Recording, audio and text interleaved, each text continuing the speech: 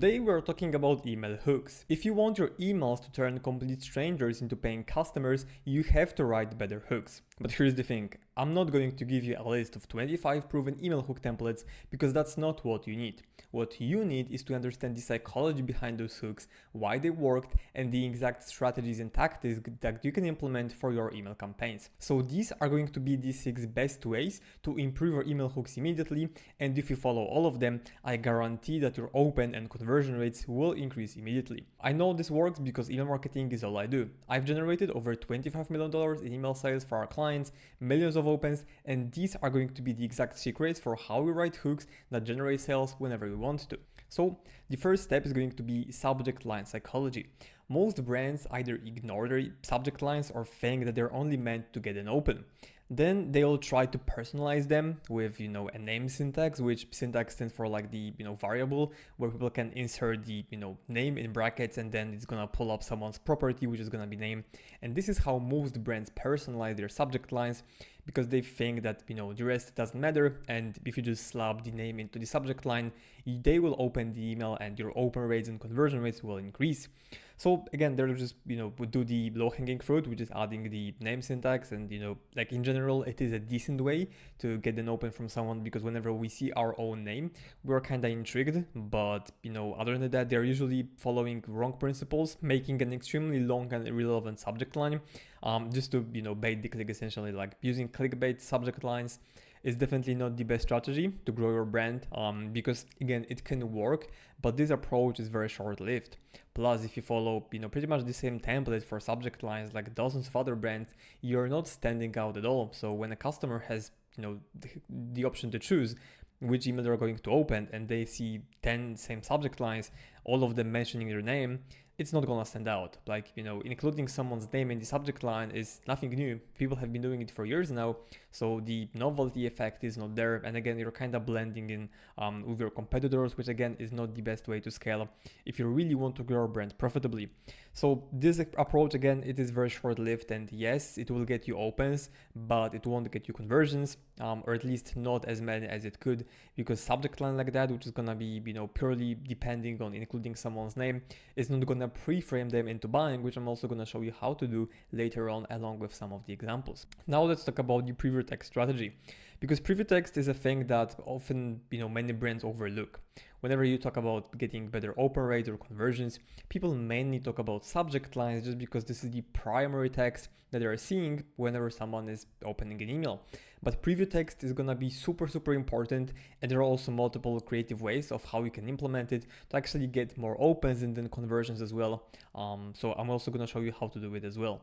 The problem with preview text is that it's not as sexy as the subject line, and people often say that something, it is there, but why would I care? Like, it's just, essentially a supplement to the subject line of my email. It is just a small addition to the subject line, but this is a huge mistake, because combining the preview text with your subject line can create a perfect synergy between both, and be an intro to the jab hook approach, which I'm also gonna explain later on, because this approach is exactly what is working right now in the world of e-commerce or email marketing in general. But the natural flow for anyone who's trying to open your email or going to open your email is going to be like that. So a subscriber opens their inbox, then first thing they check is the sender's name.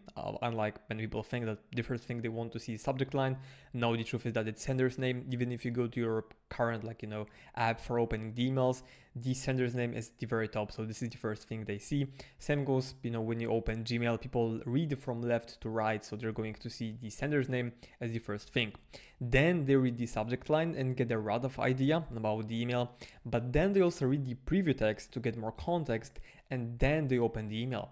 Very rarely people will only see the sender's name and open the email, but this is possible, and this is also going to be super important. I'm going to be covering this step a bit later on, but again, this is the natural flow for some, for how people react pretty much to emails that they are seeing and how they behave when they open their email app in general. All of these elements are super important, and preview text itself has to be catchy, clickbaity just a little bit, or complete the initial premise from the subject line. Again, normally I'm really against clickbaits in the subject lines, but if your subject line is not clickbaity, then there's nothing wrong with using the preview text to make it a little bit more clickbaity. And again, I'm also going to show you some of the examples soon, so bear with me.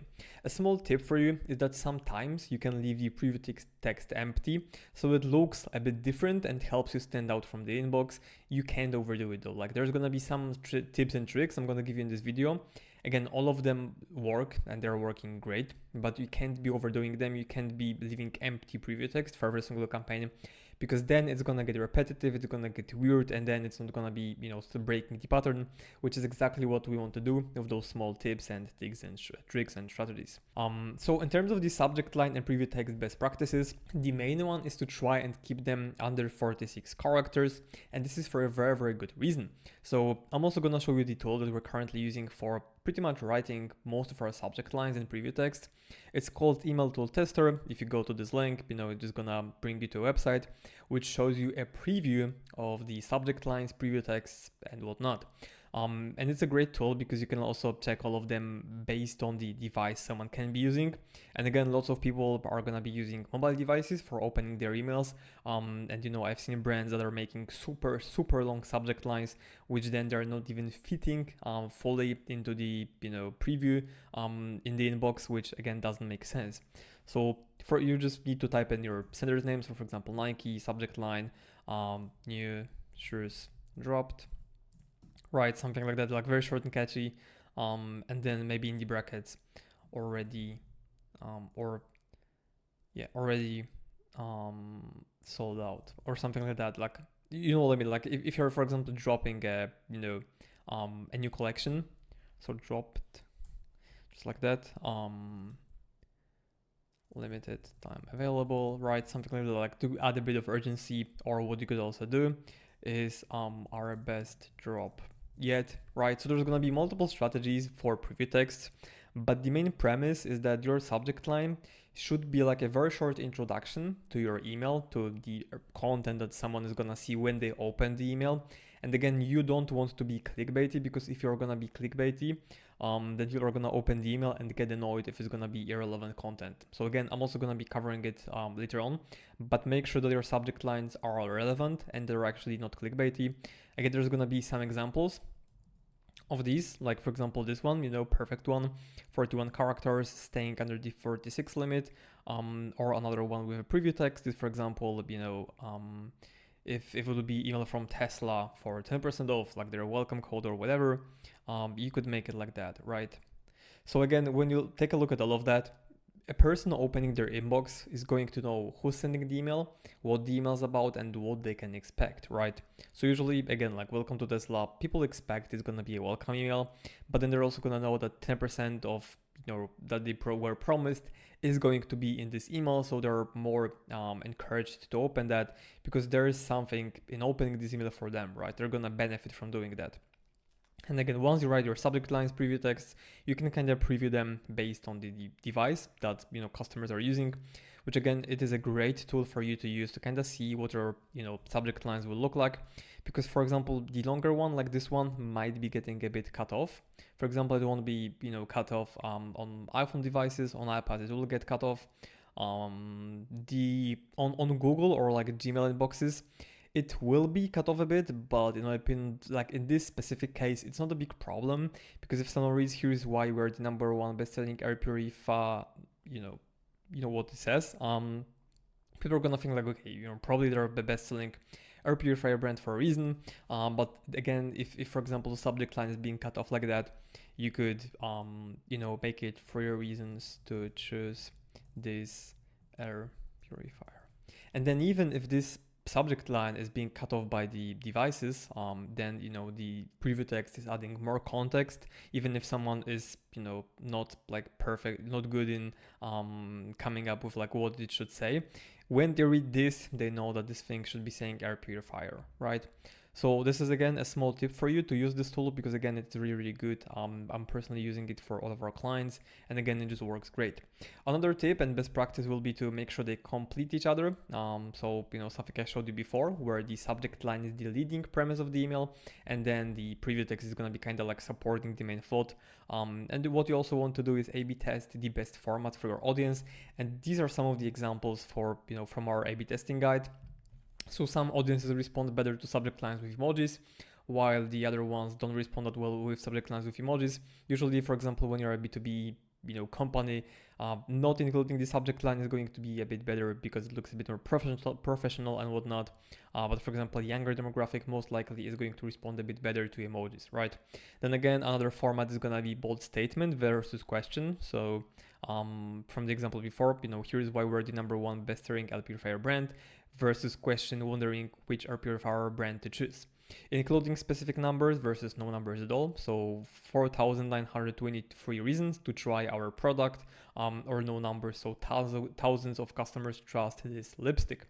Urgency versus no urgency. So only 24 hours left for 10% off versus how about 10% off product name. Offer in the subject line versus offer in the preview text. Again, just kind of making my point that preview texts are important, and something as simple as switching these two up can lead to a huge difference. We've seen multiple cases where the actual test that I'm showing you right here would increase the welcome email conversion rate by like 20-30%. So again, just something to note and something to make sure that you do, because it's a very simple test to set up but can lead to very significant difference in terms of performance.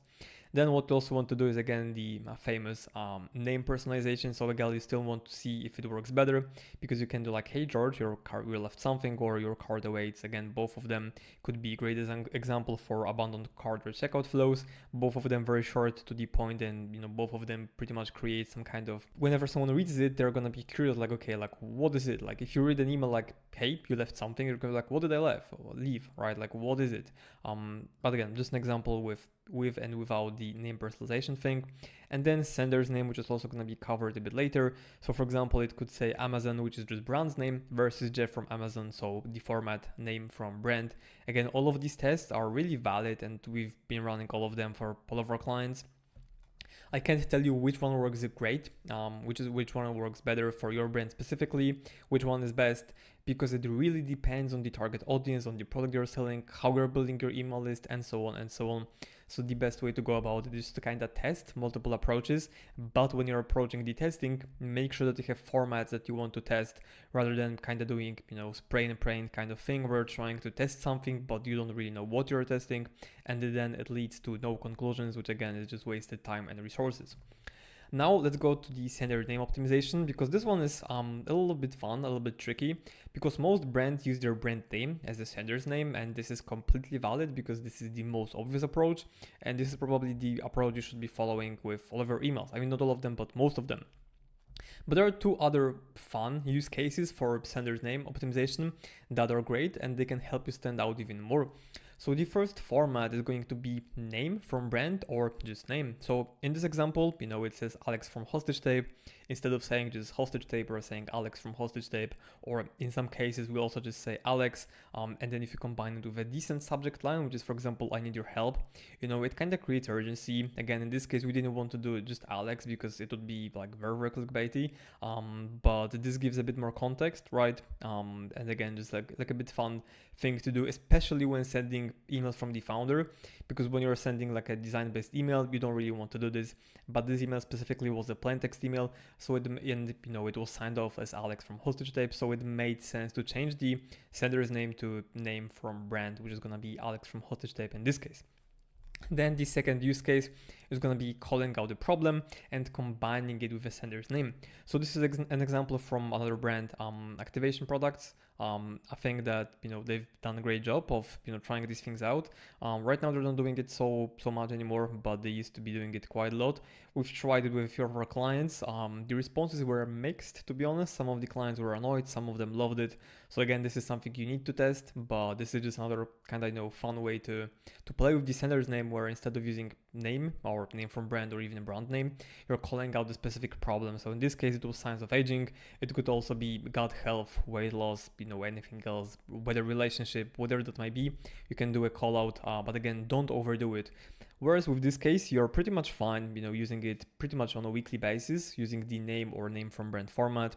Then in this case, I wouldn't do it more often than like once per month. Otherwise you will, probably get quite a lot of complaints. Again, this is a bit more of a tricky one. I would be very cautious with how you're using it and like be very mindful of this. I am personally not recommending this one to most of our clients, but the ones that are gonna be fine with being a bit more aggressive, then I'm telling them, okay, we can try it out. But again, for most of them, I would rather stay with the First format, which is gonna be, name from brand or even just name. Now let's talk about timing and frequency, because this is a part that most brands ignore and they don't approach strategically at all, which is a huge mistake, because timing and frequency, they matter more than the subject line and preview text, right? And I know that when I'm saying this, you're probably thinking like, how is it possible? Like, I thought that subject lines or preview texts are meant to get the email open. And that's true, but timing and frequency are more important. And let me just explain why. So if you're showing up in your subscribers' inbox once per week because you're afraid to send more, they might remember who you are and what you do or what you sell. But if you're sending 3 to 4 campaigns a week, where one of them is going to educate people about the problem, the other one is going to make them laugh about, whatever, pretty much, and then the third one is going to sell them something, then they will know who you are, just because like they're seeing your logo, they're seeing your products visually, and you are being like a bit more trusted as the go-to source for solving their problem. So sending more and sending at the time they're inbox active, which is also very important, creates top of the mind effect. And again, just to bring another example, let's say you're selling vacuums and your subscriber has been wanting to buy one for pretty much, over 2 months. They've been signed up for multiple email lists, and now they're ready to buy because, whatever circumstances are, they have the money or they have resources or they have time to make the decision to buy the new vacuum, or maybe the old one just, kind of went, broke down and they can't use it anymore. So the first company that they think about, if you're sending 3 to 4 emails a week, is going to be your brand. Just because they know who you are, what you do, why you do it, you're gonna be educating them, giving them some tips for cleaning the room, maybe some tips for how to get more space from small rooms, anything like that.